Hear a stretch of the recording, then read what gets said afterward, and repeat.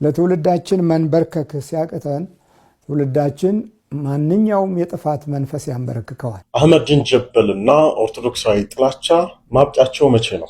ትዳራችን ሰላም የለውም። በቅዱስ ቁርባን የተጋባ ነው። ሰላም ውድ ቤተሰቦቼ እንደምን አላችሁ? እንደምን እስከ ሰዓት ደረሳችሁ? እንኳን ወደ ቻናሌ በሰላም መጣችሁ። ውድ ቤተሰቦቼ እንደምን አላችሁ? እንደምን እስከ ሰዓት ደረሳችሁ? እንደየሰዓት አቆጣጠራችሁ እንደምን አላችሁ? ውድ ቤተሰቦቼ ዛሬም በሚያነቁ በሚያበረታቱ መንፈሳዊነታችንን ከፍ በሚያደርጉ ቪዲዮዎች ተገናኝተናል። ከኔ ጋር ከቆያችሁ ብዙ ነገር እንማማራለን። በቀጥታ ወደ ዛሬው መርሃ ግብራችን እንሄዳለን። ለትውልዳችን መንበርከክ ሲያቅተን ትውልዳችን ማንኛውም የጥፋት መንፈስ ያንበረክከዋል። የጠላት ኃይል ይገዛዋል። ውስጣዊ ህይወቱን ይጫነዋል። የተስፋውን ኪዳን ይቀመዋል።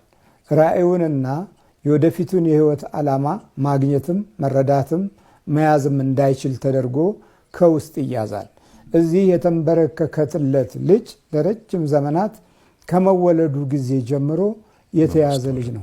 የተያዘ መሆኑን አባቱ አወቀ። ልጁ መያዙን አወቀ። ልጁ መያዙን ያወቀው በህይወት ውስጥ ያለውን ስቃይ መገንዘቡ ነው። ዛሬ ብዙዎች የቤተሰብ ኃላፊዎች ልጆቻቸው በምን አይነት መንፈስ እንደተያዙ፣ በምን አይነት አይነ ጥላ ውስጥ እንደወደቁ፣ በምን አይነት መንፈስ ውስጥ እንዳሉ መረዳት የሚችሉበትን ጊዜና ሰዓት አላገኙም። ይህም የአምልኮት ጊዜና ሰዓት ማጣት ነው። ጧትና ማታ ወይም ባለን ጊዜያቶች ሁሉ የጸሎት ጊዜ ያለማግኘታችን በልጆች ህሊና ውስጥ የክፉ ኃይል ቦታና ስፍራ ይዞ ራእያቸውን እንዳያገኙ፣ ተስፋቸው ውስጥ የእግዚአብሔር ኃይል እንዳይኖር፣ የበረከትና የተስፋ ምንጭ በባህሪያቸው እንዳይገለጥ፣ ለሀገራቸውም ለወገኖቻቸውም ፍቅርና ርኅራኄ እንዳይኖራቸው ጠላት አስቀድሞ ልቦናቸውን ገዝቷል። በእንዲህ አይነት በገዛበት ሁኔታ ውስጥ የቤተሰቦች አለመንበርከክ ጠላትን ለመለየት አቅም እስኪያጡ ድረስ ተፈትነዋል።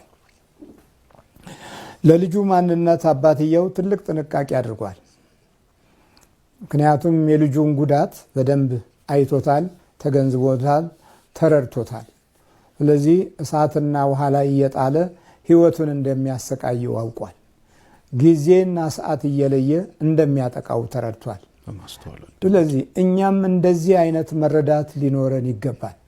በክርስቲያናዊ ህይወታችን ውስጥ መሰረታዊ የሆነ የአምልኮት ልምድ በእያንዳንዱ ቤት አለመኖር አይነ ጥላው እንደ ልቡ እንዲይዝ፣ ክፉ መናፍስት ከሰው ህይወት ጋር ተያይዞ አብሮ እንዲወለድ ምክንያት ሆኖ ስነ ልቦናቸው እንዳያውቅ፣ ሀገራዊ የሆነ አስተሳሰብም እንዳይኖራቸው፣ በታሪክም በእምነትም በመንፈሳዊ ጸጋም የተከበረና የርኅራኄ ሊናና ልቦና እንዳያገኙ የክፉ ጠላት ኃይል የገዥነቱን ጥበብ አስፍቶ በማንነታችን ውስጥ ማንነቱን ደብቆ ከትውልዳችን ጋር አብሮ ረጅም ዘመናት ስለፈጀ ዛሬ የምናያቸው ውድቀቶች ከየትም የመጡ አይደሉም። ወደ እግዚአብሔር አምላክ ቤት ወደ ቅድስናው ስፍራ ከዛም በላይ በቤታችንም የአምልኮት መንፈሳዊ ክብር እጥረት ያመጣው ነገር ቢኖር ክፉ ጠላት ከልጆች ጋር አብሮ እንዲወለድ ምክንያት ሆኗል። አዲሱን ዘመን አሁን ዘመነ ማቴዎስን ስንቀበል አባቶችም ልክ እንደ መድኃኒታችን ኢየሱስ ክርስቶስ ወደ ታች መውረድን ልናውቅ፣ ልንይዝ፣ ልናፈቅረው ይገባል። ወደ ታች ካልወረድን ሰዎች ከታች እየተሰቃዩ ነው ያሉት። ስቃያቸውን ለምደውት አሁን ከስቃይ ወደ ስቃይ የሚሸጋገር ትውልድ ይዘን ነው ክርስቲያን ነው የምንለው። ምክንያቱም ውስጡ የጠፋው ህዝብ ነው፣ ውስጡ የጠፋው ትውልድ ነው። ከውስጥ መጥፋት ማለት ደግሞ በዚህ በርዕዮተ ዓለም ዘዴና በፍልስፍና የምንተካው ጉዳይ አይደለም። ወደ ህዝቡ መድረስ ልክ እንደዚህ እንደ ቃሉ ወደ ህዝቡ ሲደርሱ አንድ ሰው ወደ እርሱ ቀረበና እኮ ነው የሚለው። የቤተሰብ ወደ እግዚአብሔር አምላክ አለመቅረብ የትውልዳችንን አቅጣጫ አስቶታል። የመንፈሳዊ ጉዟችንን በተለያየ አይነት መንገድ አምታቶታል። ጥርጣሬን እየጨመረ ያለመታመናንን ከውስጥ በኩል እያጎለበተ ክፉ ነገሮችን እያበረታ መንፈሳዊ ተስፋችንን አዳክሞታል። እንዲሁም መንፈሳዊ ራእያችን እና ስጋዊው የሆነው ሐሳባችን መካከል ረጅም የሆነ ልዩነት አለው።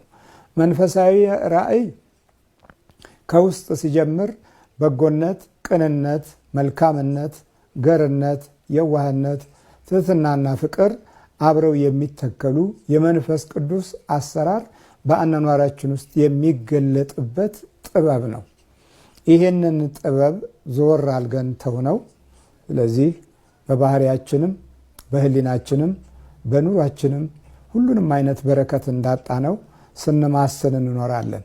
ረድኤት ጠፍቶን፣ እድል ጠፍቶን፣ ተስፋና ራእይ ጠፍቶን የምንጨብጠው ነገር ሁሉ ከህይወታችን እያመለጠ እንዲሁ ዘመንን ባልሆነ መንገድ መጨረስ የተለመደ የትውልዳችን ውድቀት ሆኗል። እናም ቢንበረከትልን አጣን ማለት ነው። አባት ለልጁ መንበርከኩን እዚህ ላይ እናያለን። የሚንበረከክልን አባት ስናገኝ ውስጣችንን ይረዱታል። መድኃኒታችን ኢየሱስ ክርስቶስም ደግሞ ከባህሪያችን ጋር ለመዛመድ ሁል ጊዜ ከፊታችን ነው። ከደብረ ታቦር መልስ በኋላ የገጠመው ታላቅ የሆነ የሰዎች የጉስቁልና ህይወትን የሚያደምጥበትን ጊዜ አሳይቶናል። ከደብረ ታቦር መልስ ወደ ህዝቡ መድረስን ለአባቶች ለማሳየት ያደረገው ታላቅ ጥበብ ዛሬም ሊተገበር ይገባዋል። ወደ ታች አለመውረዳችን ይህንን አይነት አይቶ በምቀኝነት ለማፍረስ የሚታገል ከታሪኩ ጋር ራሱ የሚጣላ ከማህበራዊ ህይወት መንፈሳዊ ተስፋ የሚለይ በዘርና በጎሳ የሚበታተን እና ሁሉም እንደ አቅሙ አጥፊነትን የተለማመደ ህይወት እንዲይዝ የሚያደርግ ያደረገው እንዲሁ ርዕዮተ ዓለም ብቻ አይደለም።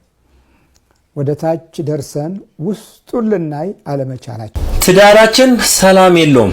በቅዱስ ቁርባን የተጋባ ነው፣ በተክሊል የተጋባ ነው ይላል። አስቡት እንግዲህ በተክሊል የተጋባች ሴት ከሱ ሌላ ወንድ አታውቅም።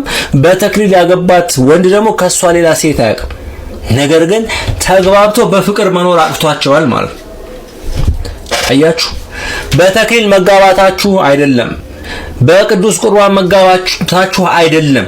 ዋናው ፖይንቱ በቅዱስ ቁርባን ለታይታም ይሁን ትርጉሙ ገብቷችሁም ይሁን ያለው ሚስጥራት ገብቷችሁ ይሁን በዛ ድፍረት የተጠጋችሁት ባላቅም፣ ነገር ግን በቁርባን ከተጋባችሁ በኋላ በተክሊልም ተጋብታችሁ ቅዱስ ቁርባን ከወሰዳችሁ በኋላ ደጋግማችሁ ቅዱስ ቁርባኑን ተቀበላችኋል ወይ ነው። የቅዱስ ቁርባን የክቡር ሥጋው የክቡር ደሙን ሕግና ሥርዓት ጠብቃችኋል ወይ ነው። በተክሊል ያገባች ሴት ተክሊሉን ሳይቀር ስትፈጽም ሕግ ሥርዓት ተላልፋል። አስቡት እንግዲህ አንድ ፖይንት ያዙ። ዊግ አድርጋ ሊሆን ይችላል፣ ሜካፕ ተቀብታ ሊሆን ይችላል፣ ማስካራ አድርጋ ሊሆን ይችላል፣ አይላሽ አድርጋ ሊሆን ይችላል፣ ሰውነቷን ጡቷን የሚያሳይ ነገር አድርጋ ቀርባ ሊሆን ይችላል። አሁን እያየን ያለው ነገር እንደዛ ስለሆነ ማለት በቁርባንም የሚያገቡ በእንደዛው ደረጃ ያሉ ጥፍራቸውን ሰካክተው ቅዱስ ቁርባኑ ፊት የቀረቡ ሊሆኑ ይችላሉ። ቅዱስ ቁርባኑ ክቡር ሥጋው ክቡር ደሙ ከዘላለማዊ ሕይወትነቱ ባለፈ ለራሳችሁ ፈተና እንዲሆን ምክንያት የሆናችሁት እናንተ ናችሁ። ምክንያቱም አቃላችሁት ስለገባችሁ ቅዱስ ቁርባኑን አቃላችሁ በድፍረት ስለቀረባችሁ ለታይታና ለሰው በቁርባኑ እኮ ነው የተጋባችሁ፣ በተክሊል እኮ ነው። ስሙን ፈልጋችሁ የክርስቶስ ክቡር ሥጋው ክቡር ደሙን ፈልጋችሁ ሳይሆን ስሙን ፈልጋችሁ መግባታችሁ በራሱ ፈተና ያመጣባችኋል። ከዛ በኋላ ዓመት እንኳን አብራችሁ አዘልቁ። ፈተና ላይ በፈተና ቅዱስ ቁርባን የተቀበለች ሴት ከዛ በኋላ ሱሪዋን ታረጋለች፣ ጥፍሯን ትሰካለች፣ ሂውማኔሩን ታረጋለች፣ ሜካፑን ታረጋለች። ቅዱስ ቁርባን ከተወሰደ በኋላ እንደዚህ ነው። በተክሊል ያገባች ሴት ቅዱስ ቁርባንን የወሰደች ሴት ዊጓን ተክላ፣ ጥፍሯን ሰክታ፣ ሱሪዋን አርጋ፣ ሚኒስከርቷን አርጋ፣ ያ ነው የቅዱስ ቁርባን ክቡርነቱ። በዚህ ልክ ስላቃለላችሁት ተላልፋችሁ ትሰጣላችሁ። ዲያብሎስ እንደዚህ ጢባ ጢቢ ይጫወትባችኋል ህይወታችሁ ላይ ማለት። መጀመሪያ ወደ ቅዱስ ቁርባን ከመቅረባችሁ በፊት ትርጉሙ ይግባን። ወደ ትዳር ከመቅረባችሁ በቅዱስ ቁርባን በተክሊል ለመጋባት ከማሰባችሁ በፊት ትርጉሙን አስቀድሙ። ራሳችሁ ላይ ፈተና አጠምጥሙ። ዓመት ሳይሞላችሁ የምትፋቱት ለዛ ነው።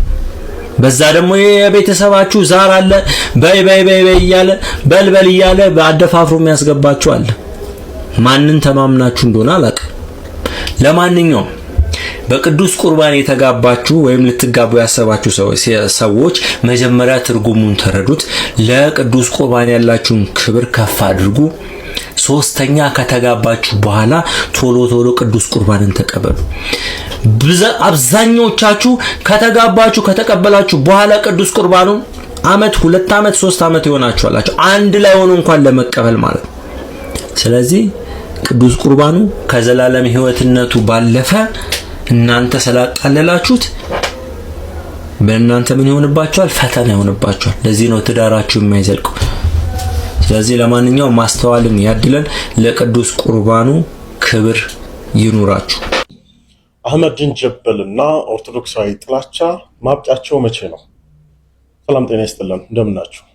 ይህ የአንድ ባለሙያ እንዲሁም ደግሞ የሃይማኖቱ ተከታይ ኦርቶዶክሳዊ የሆነ ቁጭትና ህመም ያለበት ሰው ድምፅ አድርጋችሁ ቁጠሩት። በተለይም ደግሞ በተቻለ መጠን እንዲህ አይነት መሰል የሆኑ ተግባራት እንዳይከሰቱ አስተማሪ ሆኖ ማለትም ስላለበት ነው የኔ ቪዲዮ የምሰራው። ክርስቲያናዊ አፓርታይድ በአክሱም ብሎ ጻፈው። በአክሱም እየተደረገም ያለ በተለይም ሙስሊም ቤተ እምነት ተከታይ በሆኑ ወንድምቶቻችን ላይ እየተደረገ ያለ ማናቸው ኢሰባዊ የሆነ ተግባር ያለ እንደሆነ ፍጹም ሊወገዝ የሚገባ ተግባር ነው። በምንም አይነት መልኩ ሊበረታታ እና ደግሞ ድጋፍ ሊሰጠው የሚገባ ነገር አይደለም። ነገር ግን ይህን ተግባር የፈጸመው መንግስታዊ ተቋም መሆኑ እየታወቀ መንግስታዊ አመራር መሆኑ እየታወቀ ጉዳዩን ከእምነቱ አገልጋዮች ጋር አያይዞ ክርስቲያናዊ መልካም ስምና ዝናን ለማጉደፍ እና እንደ ሀገር ሁከትና ብጥብጥ ለማስነሳት ታልሞ የሚሰሩ አስነዋሪ ተግባራትን ግን መቃወም ካልቻልን ማናችንም ሰዋዊም አይደለንም። በቀጣይም ደግሞ ሀገርንም እንደ ሀገር መታደግ እንችላለን ብዬ አላስብም። አንዳንድ ጊዜ ለምጣዱ ሲባል አይጧ ትለፍ ይባላል። ቤተክርስቲያን ይህንን እያለች ለብዙ ጊዜ አልፋለች። ለምጣዷ ለመሰረቷ ብላ ማለት ነው። አንዳንድ አይጦች እየተነሱ ግን ሊቦጠቡጣትና ሰላማን ሊነሷት ይፈልጋሉ። ኦርቶዶክሳዊነት እኮ ክርስቲያናዊነት እኮ ቀኙ እየተመታ ግራህንም ስጥ እየተባልን ያደግን ሰዎች ነው። ግን ይሄ ማለት ሊሚት የለውም ማለት አይደለም። ባለፉት ዘመናት ቤተክርስቲያን ብዙ ዋጋ ከፍላ ነገር ግን መብቷን ያስጠበቀችባቸውን ጊዜያት የሩቅ ታሪክ አይደለም፣ የቅርብ ጊዜንም መመልከት ይቻላል። አትንኳት፣ ቤተክርስቲያን አትንኳት፣ ግድ የለህም። ጥያቄ ካለ በራስ መዋቅርን ተከትለ ጠይቅ። በማናቸውም መልኩ እዚህ ላይ ምንም እኔም ደግፋለሁ ካስፈለገ።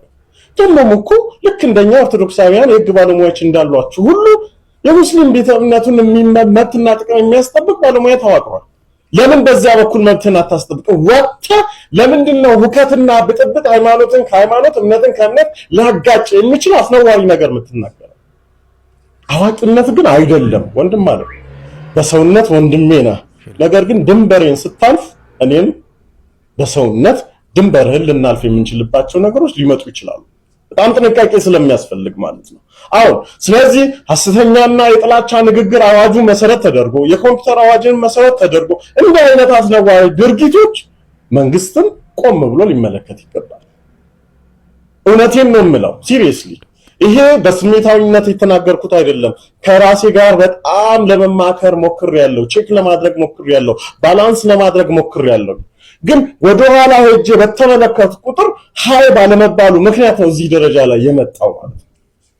ስለዚህ የኢትዮጵያ ሃይማኖት ተቋማት ጉባኤ እንዲህ አይነት ጉዳዮችን እንዲህ አይነት ነገር የሚያወሳስቡና ዋጋ ሊያስከፍል የሚችል ነገር የሚከውኑ ሰዎችን ተቆጣጠሩ። በሚመለከተው አካል በኩል አስመክር ሲሪየስሊ። ስለዚህ የኢትዮጵያ ኦርቶዶክስ ተዋሕዶ ቤተክርስቲያን ማንንም አልደረሰችም፣ ማንንም አልነካችም፣ ወደፊትም አትነካም። ነገር ግን እንዲህ አይነት ድንበር የሚጣሱ ነገሮች ላይ ግን እልባት ሊሰጥ ይገባል። መንግስት እኛ እኮ ነን የሞት ነው። በየቀኑ እኮ ሟቾች እኛ ነን። በየቀኑ እኮ የምንታረዝ እኛ ነን። በየቀኑ እኮ አብያተ ክርስቲያናት የሚቃጠሉባት እኮ እቺ ቤተክርስቲያን ነች። ስለዚህ ቤተክርስቲያን እኮ ስለሆነ እኮ አልገለጽክም፣ አልተናገርክም። መንግስት ያደረገብህ ነገር ግን መሰረት አድርገህ ቤተክርስቲያንን ለመውጋት ነው የተነሳው። ስለዚህ እባክህ በቃ ተረጋጋና በይፋ ይቅርታ ጠይቀህ ነገሮችን አስተካክላቸው። ይሄን ነው ልል የምንችለው። ይሄ መልእክት ለሚመለከተው አካል እንዲደርስ ዘንድ ኮፒ ሊንክ፣ ሼር፣ ሪፖስት ማድረግና አትርሱ። አመሰግናለሁ። ከላይ እንደምትመለከቱት መምህር ከቆረቡ በኋላ ውሃ ለመንካት ምንድነው እስኪ ከስጋው ደሙ ጋር ያለውን ያስተምሩን። በመጽሐፈ ቅዳሴው ገጽ 139 ቁጥር 166 ላይ ካሉት ትእዛዛት የውሃ መንካት አለመንካት ግልጽ አልሆነልኝም ያብራሩልኝ የሚል አንድ ጥያቄ አለ። እንግዲህ በቅዳሴ ሐዋርያት መጨረሻ ላይ ሰዎች ከቆረቡ በኋላ ማድረግ የሌለባቸውን ነገሮች አስቀምጦልናል። ከዛ ውስጥ አንዱ ውሃ አለመታጠብ፣ ተጎጥሙጦ አለመትፋት፣ እንዲሁም ደግሞ ከልብስ አለመራቆት፣ ፀጉርን አለመቆረጥ፣ ጥፍርን አለመቆረጥ የሚሉ ትእዛዛት አሉበት። ይህን ነገር ለምንድን ነው ቤተክርስቲያን የምታስተምረው? መጽሐፈ ቅዳሴዎች ለምን አስቀምጠው የሚለውን ነገር ስንመለከት እንግዲህ በመጽሐፈ ቅዳሴው ትእዛዝ ላይ አንድምታ ትርጓሜውን ስንመለከት ምንድነው የሚለው? አንድ ሰው ቆረበ ማለት ክርስቶስን ለበሰ ማለት ነው። ክርስቶስን ከራስ ፀጉሩ እስከ እግር ጥፍሩ ድረስ ለብሶታል፣ ተዋህዶታል ማለት ነው። ተዋህዶ ስለሆነ ስንበለው ይዋሃደናል ክርስቶስ። እኛን ተዋህጃችሁ አብሬያችሁ እኖራለሁ እናንተም ከኔ ጋር ለዘላለም ትኖራላችሁ እንዳለው በዮሐንስ ወንጌል ምዕራፍ 6 ቁጥር 56 ላይ ስጋዬን የበላ ደሜን የጠጣ የዘላለም ሕይወት አለው እኔም ከእናንተ ጋር እናንተም ከኔ ጋር ትኖራላችሁ እንዳለው ሁሉ ስጋ ወደሙን በተቀበልንበት ቀን እኛ በዛን ሰዓት ያለ ነው እንደ ቤተ ክርስቲያን አስተምሮ ከክርስቶስ እቅፍ ውስጥ ነው። በመንግስተ ሰማያት ያለ ሰው ምሳሌ ነው። በመንግስተ ሰማያት ያለ ሰው ደግሞ እነዚህ መጽሐፈ ቅዳሴው ላይ የተከለከሉትን ነገሮች ያደርጋል ማለት አይቻልም። ማለት ጥፍሩን አይቆረጥም፣ ፀጉሩን አይቆረጥም፣ አይላጭም፣ ከልብስ አይራቆትም፣ ልታጠር የሚል ነገሮች አይኖሩም በመንግስተ ሰማያት። ምክንያቱም በአካለ ነፍስ ስለሆነ በክብር በምስጋና ተመልተን የምንኖረው ያ ነገር አይኖርም ማለት ነው። ለምን ከተባለ በክርስቶስ መለኮት በተዋህዶ ስጋና ደም ከብረን በመንግስተ ሰማያት ስለምንኖር ማለት ነው። ነገር ግን አንድ ሰው ከቀደሰ ከቆረበ ስጋው ደሙ ከተቀበለ በኋላ ምዕመንም ሆነ ካህንም ሆነ ሲታጠብ አላስፈላጊ ነገሮችን እነዚህን ነገሮች ሲያደርግ ከተገኘ መጽሐፈ ቅዳሴው ተርጓሚው እንደሚለው የበላሁት የክርስቶስ ስጋ የጠጣሁት የክርስቶስ ደም መለኮት የተዋሃደው አይደለም ብሎ የማስተማረን የማመን ያህል ነው። ስለዚህ ክርስቶስ ስጋውና ደሙ ሲሰጠን ደግሞ መለኮት የተዋሃደው የዘላለም ሕይወት የሚያሰጥ እንደሆነ ቤተክርስቲያን እያስተማረች፣ ነገር ግን ይህንን ድርጊቶች የተከለከሉትን ድርጊቶች የሚፈጽም ከሆነ የክርስቶስ ስጋና ደም መለኮት አልተዋሃደውም። ስለዚህ አሁንም ገና በምድር ላይ ነው ያለሁት፣ ድህነት አላገኘው ወይም ደግሞ ብቆርብም በመንግስተ ሰማያት የመኖር ያህል ምሳሌ ውስጥ አይደለም ያለሁት፣ ምክንያቱም መለኮት አልተዋሃደውም ብሎ የማስተማር የመናገር ያህል ነውና ከዚህ ድርጊታችን ልንወጣ ይገባል ብሎ ሲል ነው መጽሐፈ ቅዳሴው እነዚህን ትእዛዛት ያስቀመጠው ማለት ነው እንጂ ለሌላ ነገር አይደለም። ስንታጠብ ስንራቆት ምን ስንል ከተገኘ የተዋሃድነው ስጋ የበላ ነው ወይም የተዋሃደን ስጋና ደም ሩቅ ብእሲ ነው ወይም ደግሞ ጸጋ የተለየው አምላካዊ ያልሆነ መለኮት ያልተዋሃደን ነው ብሎ የማስተማርና የመናገር ያህል ስለሆነ ያ ደግሞ ኑፋቄና በክርስቶስ ያለማመን ትምህርት ስለሚያመጣ ከዛ አንጻር ነው ቤተክርስቲያን ጠንቅቃ ሕጉን የሰራችልን ማለት ነውና ከመታጠብ ከመጎሞጥሞጥ ልብሳችንን ከመራቆት ልንጠበቅ ይገባል ማለት ነው። ይሄ አስራቷ ነው። አስራቷ ነው ወይ ገንዘቧ ምንድነው የምታረጋት? እኔ አላቅላትም።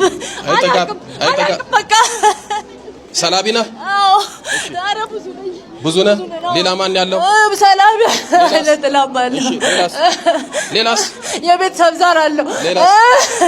ገንዘቧን ምንድነው የምታረጋው? የትም እንደርስ ልጅ። እሺ ገንዘቧን ምንድነው የምታረጋው? እኛ ነን በቃ የምትሰልቡት? አዎ እኛ ነን የምንጠቀምበት። የእሷን ገንዘብ እኛ ነን የምንወስደው። ወይኔ እንደው ታዋርደኛለህ እንዴ? እኔ እኮ ብዙ ነገር አድርጌያለሁ እኮ እዚህ እንዳትመጣ። ምን አረግ? በጣም ብዙ ነገር የራሴን ስትራቴጂ ታክቲክ ተጠቅሜ እኮ ነው እንዳትመጣ ያደረኩት እዚህ። ምንድነው ታክቲክ ስትራቴጂ? ለፊት ካሜራ እያየኝ ልቀርጽ ሁሉም ሰው ይማር እኮ ነው ያለችው እንዴ። ባላ ራሱ በቃ እየገረመው ነበረ እንዴ። እሱ መናፍቅ ነበረ። አሁን ሊቆርቡ ነው። ጭራሽ ሊቆርቡ ነው እኮ። ቆይ አዳምጠኝ። እዚህ እንዳትመጣ ስትራቴጂ ምንድነው? በጣም ባለፈው ነበረ ቀጠሮ የሰጠካት። በቃ አመጣው የሴት ልማድ አመጣውባት። ከዛ ዳሩ ላይ እየሰማች ነበር፣ እያለቀሰች ነበር። ይሄ አንዱ ስትራቴጂ ነው። የተሰማችሁ እንመጣለን ስትሉ ያለ ጊዜ ወር አበባ ከች ያረጋል። ወር አበባችሁን ስትጨርሱ በአናቱ ላይ ያመጣል። እንዲህ ያረጋ ያርቃል። እሺ ሌላስ? በቃ ሌላ ምን አረካት? ምንም ያላረኳት ነገር የለም። በቃ ስራ እንዳሰራ ነው በቃ የምፈልገው። ምንድነው የምትሰራው? ጨነቃለች። መድኃኒትና የሕክምና ቀን የምታስመጣው። መድኃኒትና የሕክምና ቀን የምታስመጣው። ያያው አይናችሁ ያያ አይ ምቀኛ እንዴት አይናችን ያያ እንዴ እኛ እኮ ምን ሆነ ነው እንዴ? ምን ሆነ ነው? ትቀኑባታላችሁ። በጣም ነው የምንቀነው። በጣም ባለቤቷ መጥቷል ዛሬ። ሰራተኛ ነበርኩ እኔ መጀመሪያ ራሷ ነች የቀጠረችኝ። ቤት ከተቀመጥኩበት ከስራ ተባረሬ ማለት ነው። አብረን እንሰራ ነበር። እሷ ቀጥራችሁ ከዛ ለምን ቤት ትቀመጫለሽ እኔ ጋር ስሪ ብላ ቀጠረችኝ። ሰራውላት። ከዛ ሰራሽላት? ወስጃ ደብተራ ጋር ነው የሰራው። እድሏን ነው ወይስ ገንዘቧን ነው የምትሰልቢው? ሁሉንም ነገር ነው በቃ ሁሉንም ነገር። እቺ ደግሞ አይን ያወጣሽ ሌባ ፈጣጣ ናት። ስራ አጣች፣ ራሷ ቀጠረቻት። ደብተራ ቤት ሄደች። እንጀራ ስለሆነቻት እንጀራዋን ነጠቀቻት። ስራ ስለሆነቻት ስራ ነጠቀቻት። ብድግ እንዲህም አይነት ሰው አለ። ለሰው በጎ ነገር ስትሆኑ ክፉ ይላሉ። እስኪ ቆይ አዳምጠኝ። ባለቤቷ አለ መጥቷል? አዎ ባለቤቷም አለ። እስኪ ና እስኪ ባልየው እሱ የሱም ባዶ ሲጀመር ያዘኝ የሱም ባዶ እሱ ላፋታ ነበረ። አንዴ ማፋታ። ቆይ እስኪ ዝም። እሺ ስሙ ማን ነው ባለቤቷ? ውድነህ ይባላል። ውድነህ ባልየው ና እስኪ ውድነህ የለም ውድነህ ና እስኪ አሳልፉ። ማን ነው የሚባሉት? እኮ አይጠራሩም። ኧረ እነሱ የሚሉትን አልልም። እነሱ የሚሉትን በስም አይደለም የሚጠራሩት። ያናድዷል እኮ። በነገራችን ላይ እናንተ ኢምንት የምትሉት እሱን ያቃጥለዋል፣ ያናድደዋል።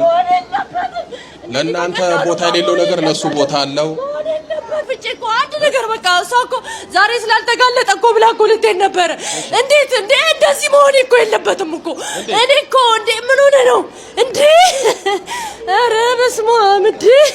በጣም እኮ እኔ እኮ እንደዚህ መዋረድ እኮ አይደለሁም እኮ። አድፈጣችሁ ዱላ ልትጠቀሙበት ምረት እንደምታዋርደኝ ግን እሷ እየተናገረች ነው። ውድነህ ሁልጊዜ እሷ እየተናገረች ነው የምትመጣው። ቀን አለኝ እኔም ትላለች። እግዚአብሔር ይባርክ፣ መብራን ተባርክ። ታውራፍ አትበጥበጠን። ተው ዝም በል ተረጋጋ። ቆይ ዝም በስላሴ ስም። ውድነህ ባለቤት ናት? ባለቤቴ ነች። የሚገርም ነው።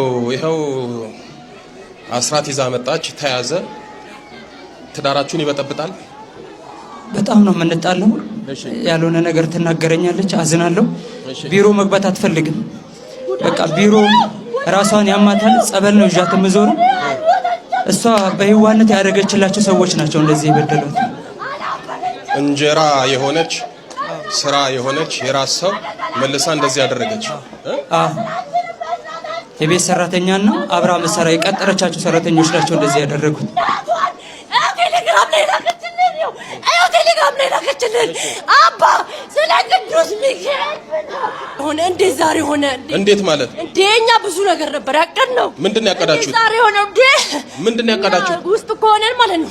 ድራማ ነው እንዴ? ድራማ ሁሉ ሰው ይጮሃል። እንዴት ሁሉ ሰው ይጮሃል? እሷን ነው የምታስብሉት? አዎ እንደዛ። እሷ ግን ታምናለች። በቃ አዎ ድራማ ነው ማስብላት አለ። ያው ራሷ መጣች። እዚህ ውስጥም እኮ አለ አንዳንዴ ይዞርበት ይሄ ነገር እውነት ነው ብሎ ለማየት ለማጣራት የመጣ አለ። ደግሞ ይሄ ነገር የሚጮው በሌላም ነው የሚል አለ ያልታደለ። እንደ የጎጃም ነኝ እኮ እዛ ቄሱ ጋር የወሰደችኝ እኮ። ቆይ እስኪ አዳምጠኝ። ይሄ ሁሉ ሰው የሚጮኸው በቃ ድራማ ነው እንጂ እውነት አይደለም ነው የምታስብላት? እንደዛ አሳስባታለሁ። ታጠራጥራለህ? እሷ ጭራሽ አታስብ፣ እኔ ነኝ የማሳስብ። እሺ ሌላ ምን አረካት? ኧረ ምንም ያላረኳት ነገር። ሌላ ምን አረክ? በስላሴ ስም ተልበል። ስራ በቃ እንዳለ ደንበኞቿ የኛ ሆነዋል። ወስዳችኋል? እንደተባለው ነው። መድኃኒት ላይ ነው የምትሰሩት? መድኃኒት ጨረታዎች እንወዳደራለን። ለኤንጂኦ ነው የምናቀርበው ነው። ብዙ ደንበኞች ሄደውባታል። በጣም ጎበዝ ሰራተኛ ነች፣ በጣም ጎበዝ ማለት ነው። እና በቃ ቢሮ መግባት ያስጠላታል። ቢሮ 1 ደቂቃ እና በቃ ጸበል ድምፅን መስማት አልፈልግም። ጸበል ይዣት ሄዳለሁ። አመመኝ ብላ ቤት ስትቀመጥ እኔ ጸበል ነው ይዣት የምሄደው። ከቢሮ ይዣት ወጥቼ ጸበል ነው ይዣት የምሄደው። ጀግና ባል ጀግና። በል እንግዲህ ነህ ብድግ። አትወደውም አይደል? ጭራሽ እሺ ስጋው ደግሞ ይላል። አሁን ትቆርባላችሁ። የሚገርመው ንስሐ አባት ይዘን ለመቅረብ በጣም ብዙ አቅደናልና ወራቶች ተቆጠሩ። አባታችን ቤት እየመጡ ያስተምሩናል። ትታመማለች፣ ቤተክርስቲያን እየሄድን እንማራለን እና አሁን መጨረሻ የፋሲካ መጨረሻ ሲፈታ ትቆርባላችሁ ተብለናል። ግን ሁኔታዎችን ምክንያት እያደረገ እኔና እሷን ያጣላናል። አይዟችሁ ይስተካከላል። እሱ ከተሸኘ እናንተ ሰላም ናችሁ። እሺ በል ትሄዳለህ። ሰብስብ። የራስ ሰው እንጀራ ሆናችሁት ስራ ሆናችሁት ሰው ላይ ጤናችሁ ላይ መተት ሆነ ይዞርባችኋል። በል ተዘጋጅ፣ በስላሴ ስም ተዘጋጅ። እሺ የምትሄደውን ንገረኝ። እሺ መተት፣ ድግምት፣ ሌላስ? አይነ ጥላ፣ ሌላስ? ቡዳ፣ ሌላስ? ዛር። እሺ ሌላስ? በቃ ሁላችንም ነው። በል ጥራ። በስላሴ ስም። ኪዳነ ምሕረት ነች እኮ ያዘችው። በስላሴ ስም። በስላሴ ስም። በኃያሉ በመድኃኔዓለም ስም። በኃያሉ በመድኃኔዓለም። በኪዳነ ምሕረት ስም። በኪዳነ ምሕረት። በቅዱስ ሚካኤል ስም። በቅዱስ ገብርኤል ስም። ለሚካኤል አስራት የሰጠች ቀን። በቅዱስ ገብርኤል ስም። በቅዱስ ሩፋኤል ስም። በቅዱስ ኡራኤል ስም ስማችንን የጠራን ሁላችንም አንድም ሳንቀር ለቀናል። በስላሴ ስም ለዘላለም ለዘላለም ለዘላለም በሲኦል ታስረናል። የዘጋኑን እድሎቿን የስራ እድሏን በኪዳነ ምሕረት ስም ከፍተናል። ብንታደስ የዘብሩ ዳኛ ቅዱስ ገብርኤል ይፍረድብን። በል 7 የጮና ወጣ አንድ ላይ ቶሎ በል 7 የጮና። ጸሎት የሚጀመረው በደስታ ነው። ተከፍቶ ጸሎት አይጀመርም። መጀመሪያ በእግዚአብሔር ተደስቶ ነው ጸሎት የሚጀመረው። አሁን እየከፋን አንድን ሰው ሄደን እየከፋን እንጀራ ብንሰጠው የኢትዮጵያ ሰው ምንድን ነው የሚለው? ከፍትፍቱ ግንባርን ቋጥሮ ቃልን አሻክሮ። ለምሳሌ አሁን እንግዳውን ብላ አይ በቃኛ ብትበላ ጥሩ ነበር ብንለው አሁን ትንሽ ግራ ያጋባል። ማስተናገድ ነው ወይስ ማባረር ነው ነገሩ የተያዘው ማለት ያሰኛል። ስለዚህ ግን እንኳን መጣ አልበላህም እኮ በል እንጂ እንዴ ገና ምን መች ነካሁ እንጀራውን ስንለው ኧረ በልቻለሁ ይላል። እንዴ እኔ እንዴት አድርጌ እንደምበላ ላይም እንዴ አታይም እንዴ ይኸውልህ ብላ ስንለው ይበላል። ስለዚህ መጀመሪያ ከስጦታ በፊት የልብ ደስታ ይቀድማል። ስለዚህ በማህበርም ሆነ በግል ጸሎት ከሁሉ በፊት የሚቀድመው በማን መደሰት ነው? በእግዚአብሔር መደሰት ነው። በእግዚአብሔር የምንደሰተው ደግሞ ምን ስላደረገ ነው? በጎ ፍጥረታትን ሁሉ ለኛ ስለፈጠረልን ነው። ፍጥረትን ሁሉ የፈጠረው ለኛ ነው። ውሃውን የፈጠረው ለኛ፣ ፀሐይን የፈጠረ ለኛ፣ ጨረቃን የፈጠረ ለኛ፣ ከዋክብትን የፈጠረ ለኛ፣ እጽዋትን የፈጠረ ለኛ፣ እንስሳቱን የፈጠረ ለኛ፣ አራዊትን ለኛ የፈጠረ። አራዊት ራሱ ለኛ ጥቅም ነው የተፈጠሩት። ለኛ ጥቅም እንዴት እንደተፈጠሩ የእንስሳት ባለሙያ መሆን አለብኝ አላውቀውም። ለምሳሌ ባጭሩ ይገባኛ አላውቅም እንጂ መድኃኒት ተብሎ በመርፌ ከሚሰጠን መድኃኒቶች አንዱ ከባብ መርዝ የሚዘጋጅ አለ ሲሉ ሰምቻለሁ ሐኪሞች። እባብ እንግዲህ በጣም ጠቃሚ ነው ማለት ነው። ገብቷችኋል አይደለም? አሁን ሁላችን እዚህ እግራችንን እየገለጥ እየተጨቀስ ነው መድኃኒት ውስጥ አንዱ ከባብ የተመረተ ሊሆን ይችላል ነው። እንዲያውም በዚያው አካባቢ መድኃኒት ቤቶች ላይ ለምን የእባብ ምልክት እንደሚያደርጉ እስኪ እንጠይቃለን። ከባብ መድኃኒት ይዘጋጃል። ስለዚህ እባብም መድኃኒት ነው። አይጥ የራሷ ጥቅም አላት። እኔ አላውቀውም። እውነቴን እኮ ነው የምነግራቸው። የራሷ ጥቅም አላት። እያንዳንዱ እንስሳ ሕያው እግዚአብሔር በሚያውቀው እግዚአብሔር ጥቅም የሌለው ፍጥረት አልፈጠረም። አንዳንዱን ደግሞ እንድናመሰግንበትም ነው የፈጠረን። እንዲሁ አሁን ይሄን ዝንብ ምን ሊያረግልን የፈጠርከው ብለን እንድናመሰግነው። እንዲሁ ፍጥረት ማትንቅ ጥቅም የማይፈልግ መሆኑን የምታዩት እግዚአብሔር እኛንም ቢሆን እንጠቅመው ዘንድ እንዳልፈጠረን የምታዩት ዝንቡን አይጡን ምናምን ስታዩት፣ አሁን ዝንብ ነው ምን ሊያረግልህ ፈጠርከው ብንል እኛስ ቢሆን ምን ልናረግለት? የእውነቴን እኮ ነው የምነግራችሁ። ስታስቡት ምንም የምንጠቅመው ነገር የለንም ለእግዚአብሔር። ምን እናረግለታለን? እግዚአብሔር ምንድን ነው የሚደረግልን? ምንም። ስለዚህ እግዚአብሔር በጎ ፍጥረታትን ሁሉ የፈጠረ ከዚያ ሁሉ በላይ ደግሞ ነቢያትን የፈጠረልን፣ ሐዋርያትን የፈጠረልን፣ ሊቃውንትን የፈጠረልን፣ ጻድቃንን የፈጠረልን፣ ሰማዕታትን የፈጠረልን፣ ለኛ እንዲወለዱ ያደረገልን፣ መላእክትን የፈጠራቸው ስለኛ ጥቅም ነው። እኛን እንዲረዱን የፈጠረልን፣ እኛ እንዲረዱ።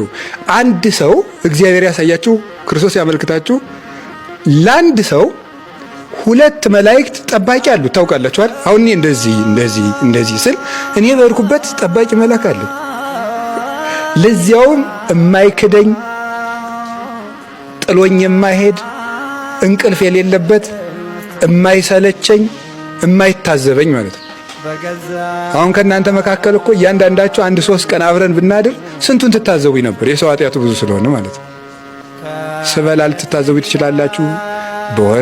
በምን ኃጢአት የምናዘዝ ለንስሐ አባት ይናገራለሁ። እሱ ብቻ ግን ጠባቂ መልአክ ግን አይታዘብም። ሰው ስንት ነገር አለው። ሰው መሃል ተሽሞንሙኖ ይወጣል እንጂ ለብቻው እኮ ስንት ነገር አለው። እርቃኑን ይቆማል ሰው። በዚያ ጊዜ ሁሉ የማይለይ ጠባቂ መልአክ አለው። ስለዚህ ብቻዬን ነኝ ብለህ ይላል አረጋዊ መንፈሳዊ፣ ብቻዬን ነኝ ብለህ ሰውነትህን ተራቁተህ አትተኛ፣ ጠባቂ መልአክህ እያየህ ነውና ይላል። በቤትህ እንኳን እርቃንህን አትተኛ፣ ጠባቂ መልአክ አብሮ አለ። እንዲህ አድርጎ የሚረዱ ፈጥነው እንኳንስ ቅዱሳን መላእክት ግዘፍ የሌለባቸውን ቅዱስ ጊዮርጊስን እንኳን ምሩፀ ተነፋስ ወአውሎ አይደለም የሚለው ከነፋስ ፍጥነት በቀደመ የሚደርሱ ረዳቶችን የፈጠረልን አምላክ፣ በዚያውም ላይ ደግሞ ለኛ በጎ ነገርን ያደረገ ስጋችንን ተዋህዶ እኛንን ያዳነ በልጁ የታረቀን እግዚአብሔርን እናመሰግነዋለን። እንዴት? ሰውሮናልና ማለት ከመከራ ስላዳነን። አንድም ብለው ሊቃውንቱ ሰውሮናልና ብለው አክብሮናልና ይላል። አክብሮናልና መጀመሪያ ባሪያው በመልኩ አክብሮ ነው የፈጠረን። ዛሬ በክርስቲያንነት አክብሮናል፣ በኋላ በመንግስተ ሰማያት ያክብረናል።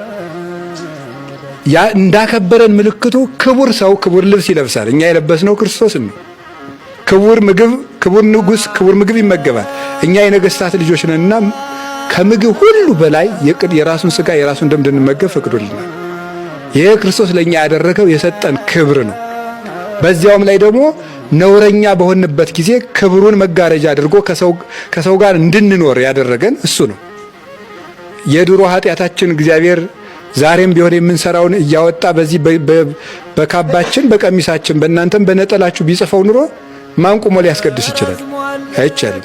ስለዚህ ሰውሮናልና ያለው ይሄንን ነው። ነውራችንን ሰውሮናል። በምን? በንስሐ ነውራችንን በንስሐ ከመከራው በረድኤት ሰውሮ ዘይሴውር ሩያኒሁ በደመና እንደገና ደግሞ ትቢያ የነበርነውን በአርአያነት በአምሳልነት አክብሮ ፈጥሮናልና እረርቶናልና አቀበነ ጠብቆናልና። መጠበቅማ በግንም ይጠብቁታል። ወአቅረበነ አቅርቦናልና ወደሱ በልጅነት አቅርቦና። መጠበቅ ብቻ አይደለም፣ መጠበቅ ፍየልንም በድንጋይ ይጠብቋታል፣ በወንጭፍም ይጠብቁታል፣ አዝመራንም በወንጭፍ ይጠብቁታል። እግዚአብሔር ግን መጠበቅ ብቻ ሳይሆን አባት እስኪሆነን ድረስ እኛም ልጆቹ እስክንሆን ድረስ ቅርብ አድርጎናል። እግዚአብሔር ለኛ ቅርባችን ነው። ስትጸልዩ እኮ ጌታችን ሆይ ብላችሁ ጸልዩ ማለትን ትቶ አባታችን ሆይ ብላችሁ ጸልዩ ያለን ምን ያህል እንደቀረበን ለማጠየቅ ነው። ከአባትና ከልጅ የበለጠ ምን ቅርብ ዝምድና አለ? ከእናትና ከልጅ ከአባትና ከልጅ የቀረበ ቅርብ ዝምድና የለም። የመጨረሻ ቀርቤያችኋለሁ ነው። ድሮ ሩቅ ነበር፣ ሩቅ አገር ነበረ። ወበከመ ብእሲ ዘተሃጦ ፍቁሩ፣ ወዳጁ ሩቅ አገር እንደሄደበት ሰው እንደዚህ ሁሉ ከማሁ ርህቀት ጥቀ ህላዌነ እምኀበ እግዚአብሔር፣ ባህሪያችን ፈጽሞ ከእግዚአብሔር ርቆ ነበር ይላል ቅዱስ ዮሐንስ አፈወርቅ። ወዳጁ ሩቅ አገር እንደሄደበት ሰው የእኛም ባህሪ ከእግዚአብሔር ፈጽሞ ርቆ ነበር።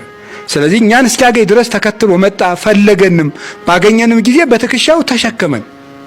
ያንን አድርጎ የመጣ ወተወክፈና ሀቤሁ እሱ ጋር በረድኤት ተቀብሎ አኑሮናልና እግዚአብሔርን እናመስግነው ይላል። እንግዲህ ውድ ቤተሰቦቼ በዛሬው ቆይታችን እነዚህንና መሰል ጉዳዮችን ለመዳሰስ ለማየት ሞክረናል። በቀጣይም እንደዚሁ በሚያነቁ በሚያበረታቱ ትምህርቶች ቪዲዮዎች እስከምንገናኝ ድረስ የቅዱሳን አምላክ ከሁላችን ጋር ይሁን። እንግዲህ ውድ ቤተሰቦቼ ይህንን ቪዲዮ ይህንን ትምህርት ለወዳጅ ለጓደኛ ለቤተሰብ ሼር ማድረጋችሁን እንዳትረሱ። ብዙ ነገር የተማርንበት ብዙ ነገር ያገኘንበት ነውና ሁላችሁም እንደዚህ አድርጉ።